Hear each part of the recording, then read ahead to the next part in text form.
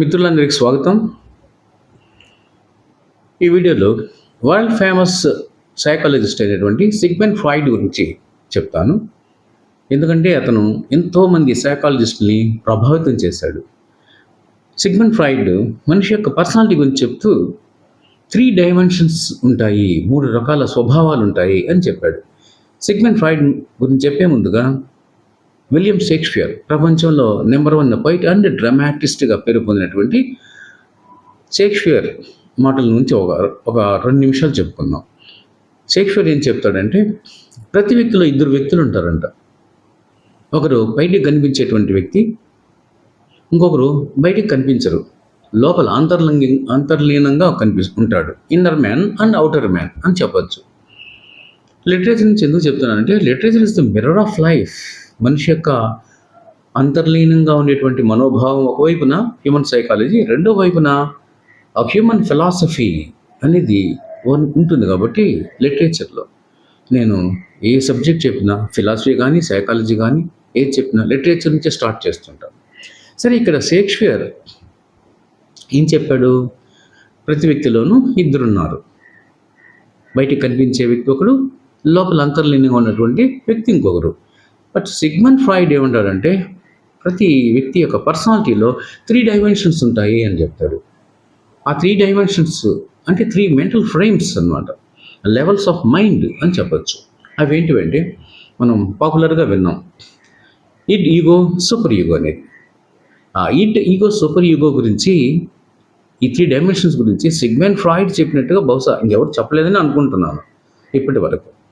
సరే, ఇడ్, ego, super ego గురించి ఒకసారి చూద్దాం. ఇడ్ అనేది unconscious, ego pre conscious, super ego conscious. ఇంకా క్లియర్గా చెప్పాలంటే, ఇడ్ అనేది ఇంపల్స్, ప్రేరణ, మనిషిలో ఉన్నటువంటి ఆశయం, విపరీతమైన కోరిక, థర్స్ట్. ఆ ఇంపల్స్ అనేది, ఆ ఇన్స్టింక్ట్ అనేది ఎక్కువగా ప్రభావితం చేస్తుంది మనిషి యొక్క మనస్సుని. అది ఇడ్. అండ్ రెండోది ఈగో అన్నాం కదా. అదేంటంటే మనిషిలో ఉన్నటువంటి ఒక ఘర్షణ, కాన్ఫ్లిక్ట్. ఏ కాన్ఫ్లిక్ట్ అంటే ఇంటలెక్ట్కి సంబంధించిన కాన్ఫ్లిక్ట్. మొదటిది మన శరీరంలో, మనసులో ఉండే ప్రేరణ, ఆశ. ఈగో అనేది మనిషి యొక్క మైండ్లో కలిగేటువంటి ఆలోచన, ఇంటలెక్ట్. అక్కడ ఘర్షణ వస్తుంది. ఇది మంచి, ఇది చెడు, ఏది మంచి ఏది చెడు అనేటువంటి ఒక చిన్న విచక్షణ చూపిస్తుంది, డిస్క్రిమినేషన్. సూపర్ ఈగో వచ్చి అల్టిమేట్ విజ్డమ్, ఫైనల్గా మనిషి తెలుసుకునేటువంటి ఒక అవేర్నెస్, విజ్డమ్ అని చెప్పచ్చు, వివేకము అని చెప్పచ్చు. అయితే ఇక్కడ షార్ట్గా చెప్పాలంటే, ఇడ్ అనేది ఒక ప్లెజర్ ప్రిన్సిపల్. ప్లెజర్ ఇంపల్స్ అంటే ఏంటి? ప్రేరణ అంటే ప్లెజర్స్, సుఖతాపత్రయం కోసం పరితపించడం. ఈగో అనేది కాన్ఫ్లిక్ట్, ఇంటలెక్ట్కి సంబంధించింది, ఒక ఘర్షణకు సంబంధించింది మైండ్లో. సూపర్ ఈగో అనేది ఫైనల్గా ఏంటంటే ఒక విజ్డమ్, ఒక డెసిషన్.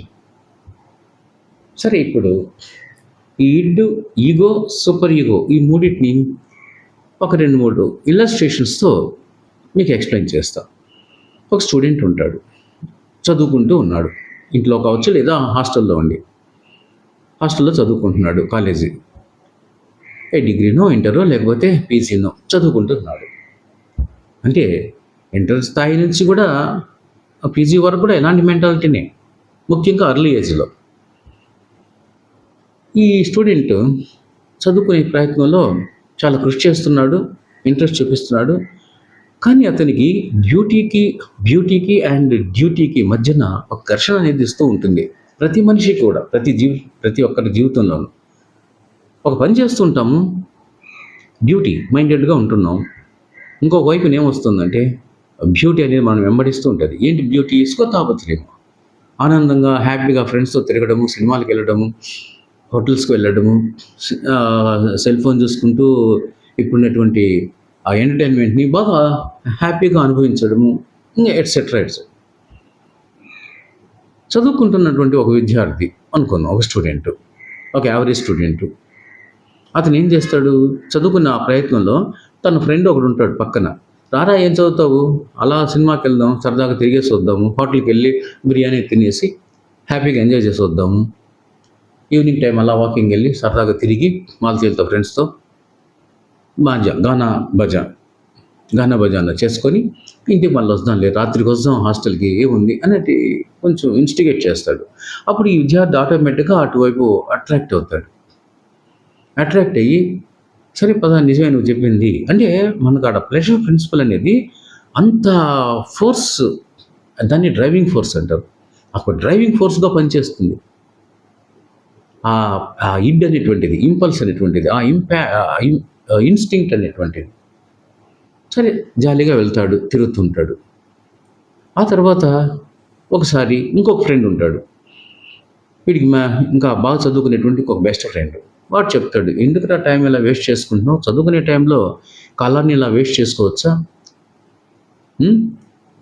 ఒకసారి ఆలోచించు, నువ్వు చేస్తున్నది రైటా రాంగా అని వాడికి కొంచెం మంచి అడ్వైజ్ ఇస్తాడు. అప్పుడు ఇతను ఏం చేస్తాడు, ఒక ఘర్షణలో పడిపోతాడు. నిజమే, మనం మన డ్యూటీని, చదువుకునేటువంటి కర్తవ్యాన్ని దాన్ని పక్కన పెట్టి జాలీగా తిరుగుతున్నాం, ఫ్రెండ్స్తో కలిసి హ్యాపీగా ఎంజాయ్ చేస్తున్నాం, తప్పు కదా, నిజమే కదా అనేటువంటి ఆలోచనలో పడతాడు. అదే ఈగో అంటే. కాన్ఫ్లిక్ట్, ఏ కాన్ఫ్లిక్ట్? ఇంటలెక్చువల్ కాన్ఫ్లిక్ట్లో పడతాడు. కొంచెం తెలివి అంటే ప్రతి వ్యక్తికి తెలివి ఉంది. స్వామి వివేకానంద ఏమన్నాడు, ఎవ్రీబడి ఈజ్ ఇంటెలిజెంట్. ఈ ప్రపంచంలో మూర్ఖుడు అనేవాడు ఎవడు లేడు, ప్రతి ఒక్కరు తెలివైన వాడే. అందులో స్టూడెంట్స్ గురించి ఏం చెప్పాడంటే, every student is intelligent. Teacher చేయదగినంతా ఏంటంటే, we have to extract the best out of him. అతనిలో ఉన్నటువంటి ది బెస్ట్ క్వాలిటీని బయటికి తీసుకురావడమే తప్ప అతన్ని మేధావుగా చేయడం అంటూ ఏమీ లేదు. మనం అందులో ఉన్నటువంటి గ్రేట్ క్వాలిటీని ఇంకొంచెం ఎన్లైటన్ చేయడం మాత్రమే అని అంటాడు. అలాగా 10th అయినా, ఇంటర్మీడియట్ అయినా, ఆవిడ పీజీ అయినా ప్రతి ఒక్కరికి ఇంటెలిజెన్స్ ఉంటుంది. తన మంచి మిత్రుడు చెప్పినప్పుడు ఆలోచనలు పడతాడు. నిజమే, మనం చేస్తుంది పొరపాటు, ఎలా ఇందు నుంచి బయటపడాలి. ఒక పక్క ఆమె ఫ్రెండ్ సినిమాకు రమ్మంటాడు, రోజు సరదాగా ఎంజాయ్ చేస్తూ ఉంటాడు. ఆ సెల్ ఫోన్లో ఆ జోక్స్ సరదాలు చూద్దాం అని ఫోన్ ఇస్తాడు. వీడికి పేరెంట్స్ ఫోన్ ఇవ్వలేదు, కానీ ఫ్రెండ్ ఇస్తాడు. రారా ఇది చూడరా బ్రహ్మాండంగా ఉంది, కొంచెం చూద్దాం సరదాగా, ఈ జోక్స్, ఈ గేమ్స్ చూద్దాం అని అంటాడు. వీడియో గేమ్స్, దానికి అట్రాక్ట్ అయిపోతుంటాడు. ఇంకొక మిత్రుడు, బాగా చదివే మిత్రుడు వీడిని హెచ్చరించినప్పుడు ఈగో, ఈగో అంటే ఇక్కడ గర్వము అది కాదు. ఈగో అంటే తన యొక్క మైండ్, ఇంటలెక్టు, అవునా నిజమేనా, మనం చేస్తుంది రైటేనా, తప్పు చేస్తున్నామా అని కొంచెం హెచ్చరిస్తుంది అనమాట మైండ్. దాన్ని కాన్ఫ్లిక్ట్ ఆఫ్ ఇంటలెక్ట్ అంటాం. ఇంటలెక్చువల్ కాన్ఫ్లిక్ట్లో పడిపోతాడు. ఆ తర్వాత జీవితంలో ఒకవేళ ఎవరన్నా ప్రబోధించినప్పుడు, ఒక ఉపన్యాసాలు, ప్రవచనాలు, ఏ స్పిరిచువల్ మెసేజ్, లేకపోతే ఏదో అద్భుతమైన సినిమా మెసేజ్, అద్భుతంగా మెసేజ్ ఉన్న సినిమా చూసేసి మారిపోయి విజ్డమ్ తెచ్చుకునే స్థాయి అనేది ఎవరికి లేదు ఈ ప్రపంచంలో. ఎంత ప్రబోధించినా, ఎంత విజ్ఞత మనం బోధించినా, ప్రవచనాల్లో చేసినా ఈ కాలం ఎవరు మారేవాళ్ళు లేరు. జీవితంలో దెబ్బతింటాడు, ఫెయిల్ అయిపోతాడు, అట్టర్ అయిపోతాడు, అవమాన పాలవుతాడు. ఇంకా చదువు మానేసి ఇంట్లో ఏదైనా పని చేసుకో, వ్యవసాయమో లేదా ఏదైనా కూలి పని, ఏదో పని చెయ్యి అని తిట్టినప్పుడు, బలమైన గాయం తగిలినప్పుడు, ఓడిపోయినప్పుడు, అలాంటప్పుడు ఒంటరిగా ఉన్నప్పుడు అతను ఆలోచించుకుంటూ ఆలోచనలో పడిపోతాడు. ఒక బ్రూడీ నేచర్, మెలాంకలీ నేచర్. అప్పుడు తనకు చిన్న జ్ఞానోదయం అవుతుంది. ఎందుకంటే ఎప్పుడు కూడా ఎన్లైటన్మెంట్ అనేది ప్రతి మనిషికి జీవితంలో ఓడినప్పుడు, గాయపడినప్పుడు, బాగా భయంకరంగా దెబ్బతిన్నప్పుడు తనకు తాను కలిగేటువంటి, తనలో అనుకోకుండా కలిగేటువంటిదే ఎక్స్ప్లోషన్ ఆఫ్ లైట్నే ఎన్లైటన్మెంట్ అంటారు. అంటే జ్ఞానోదయం అనేది ఆ విధంగానే జరుగుతుంది. అలా జరుగుతుంది ఒకప్పుడు, ఒక సమయానికి. ఎప్పుడు జీవితంలో దెబ్బతిన్నాక, ఓడిపోయినాక, చితికిపోయినాక, అప్పుడు ఆ ప్రిక్స్ ఆఫ్ కన్సైన్స్, అంతరాత్మ క్షోభ కలుగుతుంది. అంతరాత్మ ఎప్పుడైతే క్షోభిస్తుందో అక్కడి నుంచి ఉదయిస్తుంది ఏంటి, ఎన్లైటన్మెంట్ అంటే వివేకము. అప్పుడు సరి అయిన నిర్ణయం తీసుకుంటాడు. జీవితంలో మనం చాలా తప్పు చేశాము అంటే రియలైజేషన్ కలుగుతుంది. No, we should not repeat it, అది మళ్ళీ చేయకూడదు, మనం జాగ్రత్తగా ఉండాలా అని అనుకుంటాడు. ఒక డెసిషన్ తీసుకుంటాడు. చూసారా, ఈ ఇలస్ట్రేషన్లో మీకు ఏమర్థమైంది?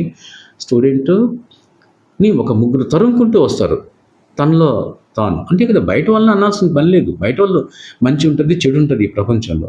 నీలో మంచిని తప్ప చెడుని చెడు వ్యక్తులు నిన్ను ఇన్స్టిగేట్ చేసినప్పుడు నువ్వు ఇన్స్టిగేట్ అయిపోకూడదు. నీలో ఉన్న ఈడ్ని, ప్లెజర్ ప్రిన్సిపల్ని, ఆ డ్రైవింగ్ ఫోర్స్ని కంట్రోల్ చేసుకోవాలి. నీలో ఉన్న ఇంటలెక్ట్ని నువ్వు ఆన్సరబుల్గా ఉండాలి. నీ కన్సైన్స్కి నువ్వు ఆన్సరబుల్గా ఉండాలి. అప్పుడు నువ్వు పైకి వస్తావు. నీ పర్సనాలిటీ అద్భుతంగా షైన్ అవుతుంది.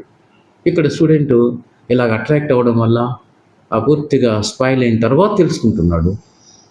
ఆ తెలుసుకొని ఓడిపోయిన పరిస్థితి రానంత కాలము వీడు ఈడ్డు యొక్క ప్రభావంతో, ప్రెషర్ ప్రిన్సిపల్తో జీవితాన్ని నాశనం చేసుకుంటూనే ఉంటాడు. అంటే హ్యూమన్ బిహేవియర్ మీద, ఈ థాట్స్ మీద, ఆలోచన సరళి మీద ఈ ఈడ్ అనేది ఎలాంటి ప్రభావం చేస్తుందో చూడు. అందుకే అతను దేంతో కంపేర్ చేశాడంటే ఈ 3 డైమెన్షన్స్ని ఒక ఐస్ మంచి ముక్క ఉంటుంది కదా, ఐస్ బర్గ్ అంటాం దాన్ని.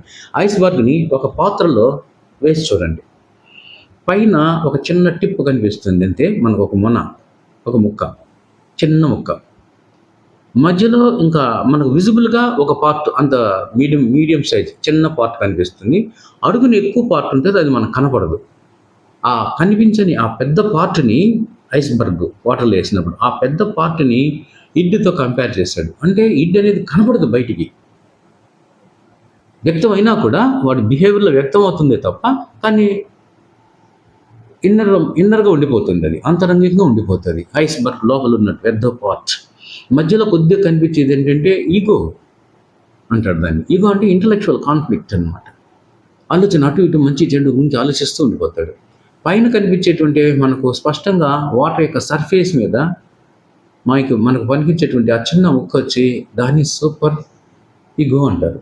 అంటే యాక్చువల్గా అంటే మనిషి ఎప్పుడు బయటపడతాడు, ఎప్పుడు తన యొక్క ఎన్లైటన్మెంట్ జరుగుతుందంటే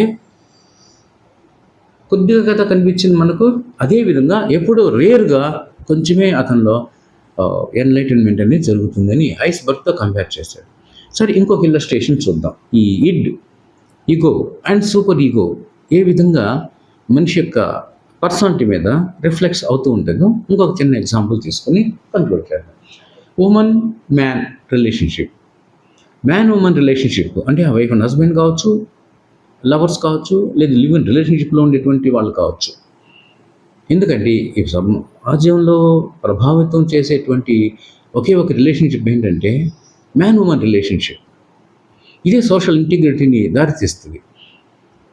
సపోజ్ ఒక వైఫ్ అండ్ హస్బెండ్, లేదు ఇద్దరు లవర్స్, వాళ్ళిద్దరు ఘర్షణ పడ్డారు, లేదు కలిసిమెలిసి ఉన్నారు. ఫస్ట్ ఈగో తీసుకున్నాం, ఈ ఇడ్. కలిసిమెలిసి ఉన్నారు, వాళ్ళు ఉన్నటువంటి ఆ relationship, suppose live in relationship తీసుకుందాం, ఇద్దరు హ్యాపీగా ఉన్నారు. అంటే ప్లెజర్ ప్రిన్సిపల్కు బాగా బానిస అయిపోయారు. ఆ డ్రైవింగ్ ఫోర్స్ వాళ్ళు ఏంటంటే attachment, mental and physical attachment, union. No question of don't care for సొసైటీని కేర్ చేయడు. ఆ స్టూడెంట్ అయినా కేర్ చేయడు, సరదాగా ఫ్రెండ్స్తో తిరిగేస్తుంటాడు హ్యాపీగా. ఇక్కడ వీళ్ళు కూడా అంటే లివ్ ఇన్ రిలేషన్షిప్ ఉన్నటువంటి వీళ్ళు కూడా సొసైటీ నో క్వశ్చన్, నథింగ్. మనకేం కావాలి, సరదాగా హ్యాపీగా గడపాలి. ఎందుకంటే ఫండమెంటల్ రైట్స్ ఉన్నాయి మనకు. ఆర్టికల్ 14, 19, 21 ఇవన్నీ ఘోషిస్తున్నాయి. హ్యాపీగా తిరగండి, జాలీగా ఉండండి. కోర్టు కూడా ఓకే అని చెప్పేసింది. కాబట్టి ఏముంది అని సమర్థించుకుంటుంది ఇడ్. ఎందుకంటే ఆ ప్లెజర్ ప్రిన్సిపల్ని సాటిస్ఫై చేసుకోవాలి. వాళ్ళకున్న ఆ కోరిక, బలమైన కోరిక, ఆనందంగా గడపాలి ఇద్దరు అనేటువంటి ఆ ఫీలింగ్ అనేది వాళ్ళిద్దరిని అట్రాక్ట్ చేస్తుంది, ఒకటిగా చేస్తుంది, ఒకరినొకరు సమర్థించుకుంటూ ఉంటారు. అది ఇడ్ అంటే. తర్వాత ఈగో అంటే ఆ తర్వాత కొద్ది కాలానికి వాళ్ళిద్దరిలో చిన్న చిన్న క్లాష్ వస్తుంది, రిలేషన్షిప్లో ఫిషర్స్ వస్తాయి అండ్ మిస్అండర్స్టాండింగ్స్ వస్తాయి. కలిసి ఉందామా వద్దా, విడిపోదామా, ఎందుకు ఈ రిలేషన్షిప్, ఇది ఎంతవరకు సక్సెస్ అవుతుంది. ఎందుకంటే లివ్ ఇన్ రిలేషన్షిప్ అనేది అన్ట్రెడిషనల్. లీగల్ ప్రొటెక్షన్ ఉండొచ్చు, వాళ్ళిద్దరూ వైఫ్ అండ్ హస్బెండ్ లాగా మ్యారేజ్ టైప్ షిప్ ఏర్పాటు చేసుకుంటే సొసైటీలో అందరికీ తెలిసే విధంగా వాళ్ళు ఒక రిలేషన్షిప్ని ఎస్టాబ్లిష్ చేసుకుంటే ప్రొటెక్షన్ ఉంది. కానీ ఇద్దరిలో రిలేషన్షిప్ అనేది ఫిషర్స్ ఇదే క్లాష్ వచ్చినప్పుడు, బ్రేక్ అయినప్పుడు, మిస్అండర్స్టాండింగ్స్ డెవలప్ అయినప్పుడు అప్పుడు మైండ్ ఆలోచనలో పడతారు. ఇది కంటిన్యూ చేద్దాం వద్దా, నిజమే మనం అన్ట్రెడిషనల్గా వెళ్తున్నాము, ఏదో చట్టం చెప్పింది కదా, చట్టం ఓకే అనింది కదా, ఆర్టికల్స్ అన్నీ కూడా కాన్స్టిట్యూషన్లో ఉన్నటువంటి ఆర్టికల్స్ 14, 16 అంటే 19, 21 ఘోషిస్తున్నాయి, మనకు సపోర్ట్ చేస్తున్నాయని చెప్పి ఇలాంటి పని చేసాము. ఇది మంచిదా కాదా అనేది డెవలప్ అవుతా వస్తుంది. దాన్నే ఈగో అంటారు. ఆ కాన్ఫ్లిక్ట్, ఇంటలెక్చువల్ కాన్ఫ్లిక్ట్ డెవలప్ అయింది. కొద్ది కాలానికి వాళ్ళిద్దరిలో పెద్ద ఘర్షణ చెలరేగింది. ఒకరినొకరు వద్దనుకుంటున్నారు, సపరేట్ అయిపోయారు. కొన్ని అవమానాలు జరిగాయి, కష్టాలు భరించారు, ఆర్థిక ఇబ్బందులు వచ్చాయి. టోటల్గా వాళ్ళ లైఫ్ డిస్ట్రాయ్ అయిపోయింది. అప్పుడు ఈవిడ అనుకుంటుంది ఒంటరిగా పనుకున్నప్పుడు, వాడు అనుకుంటాడు అక్కడ ఒంటరిగా పనుకున్నప్పుడు, అతను కూడా ఆలోచిస్తాడు. వాళ్ళ అంతరాత్మ బయటకు వస్తుంది. ప్రిక్స్ ఆఫ్ కన్సైన్స్, ఆత్మక్షోభ అనేది మెల్లమెల్లగా తలుపులు తెరుచుకుంటుంది. తెరుచుకున్నప్పుడు ఆ ప్రిక్స్ ఆఫ్ కన్సైన్స్ నుంచి కన్సైన్స్ బయటకు వచ్చి, అసలైన కన్సైన్స్ అంతరాత్మ బయటకు వచ్చి, చేసిన తప్పే, ఎందుకు చేసుకున్నాం ఇలాంటి పని, ఇలాంటి రిలేషన్షిప్ అనేది ఎంతో కాలం సర్వైవ్ కాదు.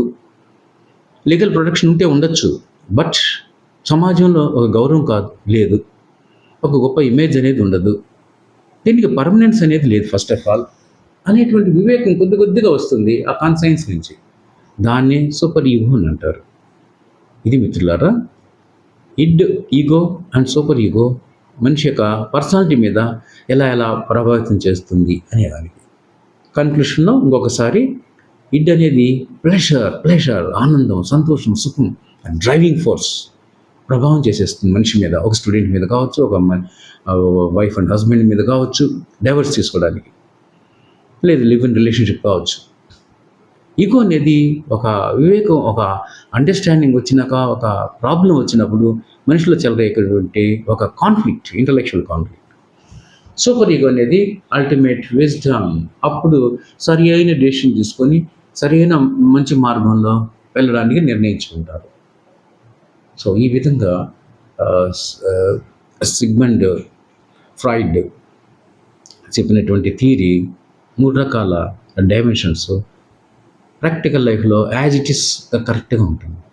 పోతే ఇలాగా సఫర్ అవుతున్నటువంటి ప్రిక్స్ ఆఫ్ కాన్సైన్స్తో లేదా ఇడ్తో సఫర్ అవుతున్నటువంటి ఒక మెంటల్ డిసార్డర్డ్ ఫెలోకి ఎలాంటి థెరపీ ఇవ్వాలి అనేటువంటి విషయాన్ని సైకోథెరపీ అనేటువంటి వీడియోలో అతను ఇచ్చింది. సైకోథెరపీ, టాక్ థెరపీ అంటారు. ఏంటి అనేది మనం నెక్స్ట్ వీడియోలో చెప్తాను. Thank you very much for understanding.